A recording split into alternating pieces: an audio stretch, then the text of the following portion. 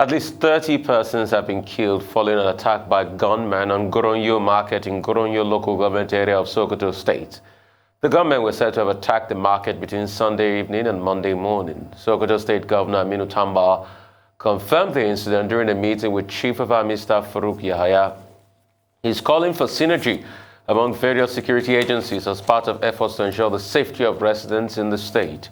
Governor Tambawal also requested for more security personnel to be deployed to Sokoto, adding that his administration remains committed to supporting the army and other agencies to improve security in the states. Another sad one happening in Goronyo Market. Desperately sad. People going to the Sunday market and being attacked in that manner, and it was the third attack in 2 weeks. So it's now a constant refrain. And honestly, I read the president's statement via Garba Shehu's spokesman and was reassured there's a lot of hope there, that, a lot of tough talk to the bandits and what have you. But all of that is cold comfort to the people of Goronyo now who are burying their dead loved ones. It's so tragic. And I don't think, I know it's your pet peeve when people tell journalists how to do their job, but I have to say that attack in Goronyo has been reported. The fact that 10 bandits were killed in Kaduna, which is a plus for our security agencies, that was also duly reported. So I think both sides of the coin are fairly represented here. I just feel that it doesn't serve any of us in Nigeria to really create a false narrative about insecurity in Nigeria. Of course not, but it's actually what is being experienced that must be reported so that the public can know. And I thought it would have been helpful for the president to go further than to just say, rather than talk about this insecurity, talk about it declining. I'd have liked some statistics to back that up. And if the president does not provide that kind of empirical data, the evidence to back up that statement, which one of us has anecdotal evidence that we feel a lot safer in this country? I doubt any one of us would say that. But the part of his statement that I liked the most was that stressing the need to appreciate and encourage our men and women in uniform, which obviously I agree with. I've said that on this show on numerous occasions. It's important for morale. It's important that we appreciate those who are actually risking their lives for us to sleep safely in our beds, those of us who manage to. But this is another tragic day in Nigeria with 40 killed in Goronyo for no reason. Well, we don't even know what the exact figure is. Some accounts quote 30, some quote 40, some quote 43. But even if it is just one person, nobody deserves to die accidentally, simply because they found themselves in a country where, life is short and brutish, and it is possible to just die and disappear as mere statistics. But these are not mere statistics. These are human beings who are connected with the community, who have hopes and aspirations, and who, in fact, as citizens, deserve to be protected by the state, by the government, by the various agents of cohesive power, within the state framework. Now, what has happened in Goronyo, as you pointed out, yes, it's not new. This is about the third time that this is happening, and this is Sokoto State. The same thing is happening in Zamfara State. The same thing is happening in Katsina State. The same thing is happening in Borno State. And some of the measures that have been adopted by the federal government of Nigeria, you ask yourself the question, why are those measures not working? What can we say in terms of input and output? In other words, measurable outcomes. Every day, the government comes forward to say, well, we need the cooperation of the people. When we reported, when we commented on the Wall Street Journal report yesterday, I saw one guy on Facebook speaking completely out of ignorance. And it was clear that he did not even read the original story. And he was quoting me out of context. And this is the problem here. People do not even read before they comment. Now, the spokesperson of the Nigerian Air Force was saying that, look, the Nigerian Air Force needs the cooperation of the people, the cooperation of the media. Okay, we are all interested in this collective responsibility of making sure that Nigeria works for the benefit of everybody. But the security agencies themselves need to do more.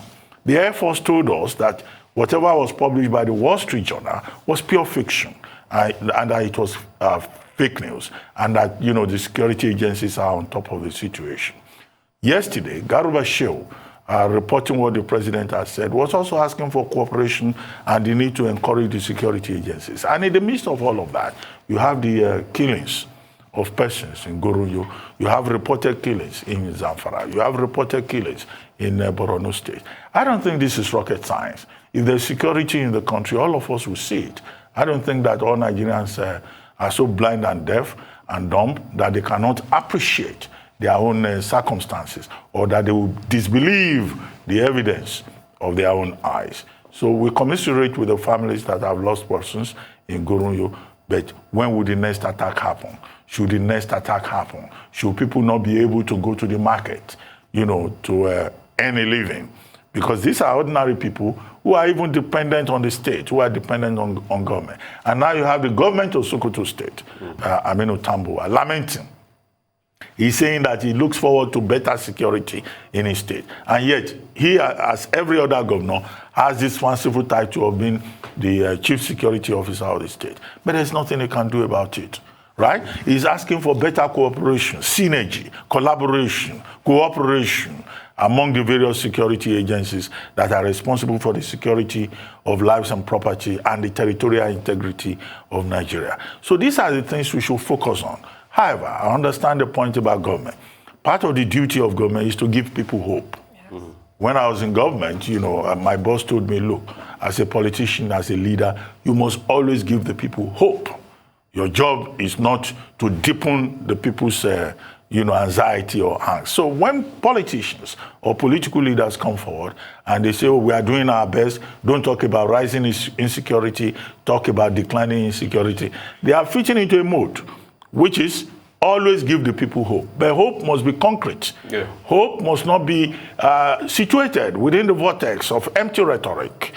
And that is why it looks like journalists are perpetually complaining. But we can only do that because that is our job. That's our professional responsibility to cut through the chase and say, this is the reality of the situation. And I hope that incidents like that happening in Goronyo or elsewhere will be a wake-up call to the relevant authorities that there is still a lot more to be done and that Nigerians have expectations. The minimum is that they want to be safe and secure and be able to realize their potentials within this geographical environment called Nigeria. So somebody once told me that the greatest pedestal that hope can sit on is honesty. At first, you need to be honest with yourself. This is where I am. Then you enunciate the tenets of hope. That I hope that I will get here and things will get better. But you cannot enunciate hope without being honest with yourself. So I think the first foundation for hope here is honesty. The honesty is we're having security challenges. We can't mitigate that. There are killings everywhere. But we will work at it, we will work collectively, and we'll get better at it. And when we start to get better, also point it out and also say we are not there yet. But we can do it together and we can improve. That's where hope starts from. But this kind of hope that you say you want to give people and you say, oh, don't talk about the challenges. The challenges are there. By saying don't talk about the challenge, it doesn't make the challenges go away. By going to sleep over a problem and say it doesn't exist, it doesn't make it go away. Tell the people the truth. Let them know we've got security challenges. We've constantly been fighting for close to 10 years. But we will fight on, and you supporting us, we will do it together. I think that's the way to speak to the people. Don't just say, shut it down. No, the greatest pedestal for hope is honesty. We understand where we are, but we can all do it if we make it, if we try. That's what I think.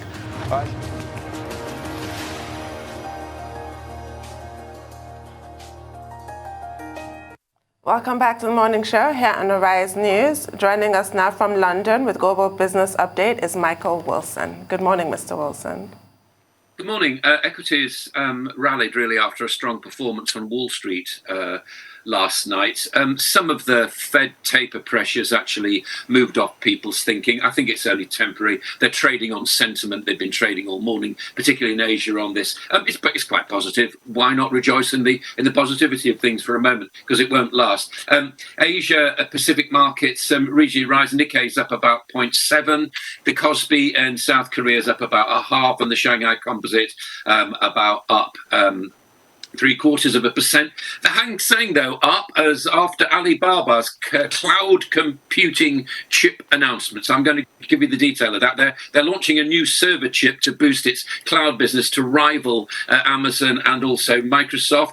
They launched it today. It's called the Yitian 710, and it'll go into new servers as they begin to make them. Alibaba sees cloud computing as the way forward, key to its future growth, and looking forward to challenging Microsoft and Amazon, according to them. As far as China concerned, more defaults coming as far as property or real estate developers are concerned. China is reassuring He's trying to reassure its investors on Evergrande, but I don't really believe it. On Friday, another developer said it had defaulted on $226 million worth of notes. Rating agencies have issued a fresh round of downgrades on China property or real estate companies. These developments come as China's central bank, the People's Central Bank of China, said that risks posed by Evergrande are controllable and most real estate businesses in the country are stable. However, it also said that they should look to be paying their overseas bonds as quickly as possible. US recap, and it shrugged off weaker industrial production in the United States, and also the flattening yield curve.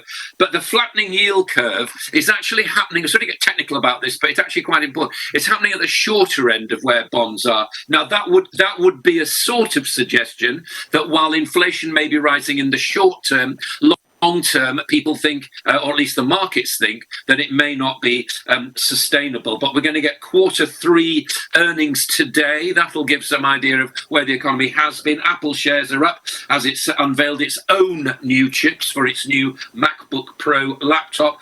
Today we've got Johnson & Johnson, Procter & Gamble, Netflix and United. And coming up, we've got Verizon and IBM and Tesla later in the week.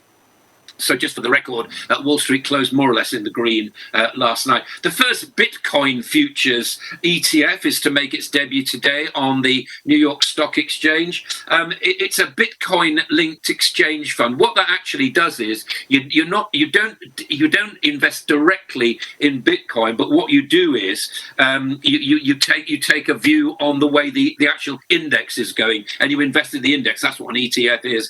It's regarded as a significant regulatory feat for the crypto industry, and other crypto ETFs are expected to be launched in the next month. As far as the UK is concerned, I did say yesterday that the Bank of England Governor, Andrew Bailey's been talking about interest rates rising sooner rather than later. There's the Chancellor, and therefore he's got a good excuse for a very tight budget next week.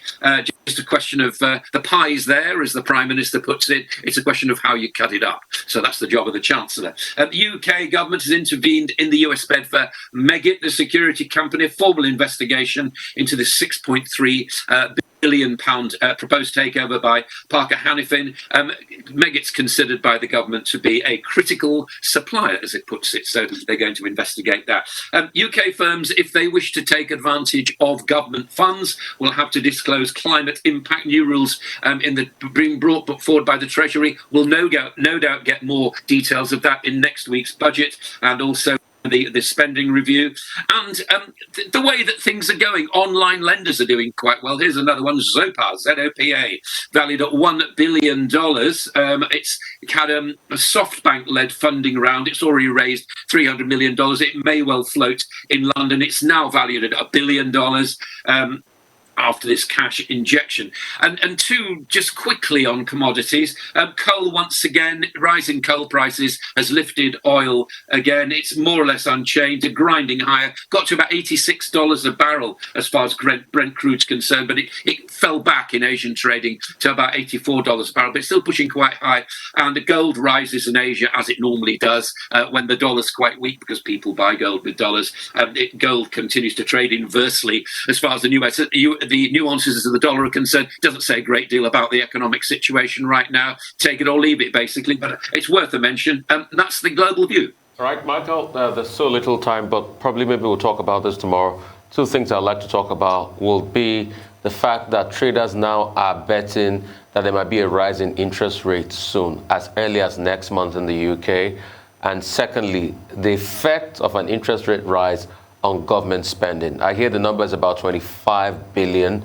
It's going to increase government spending by that amount. We'll talk about all of that tomorrow, Michael. Well, Amazon also is in trouble with, members of the House Judiciary Committee in the United States. Will there be criminal proceedings against Amazon, and did Jeff Bezos, did he lie to Congress?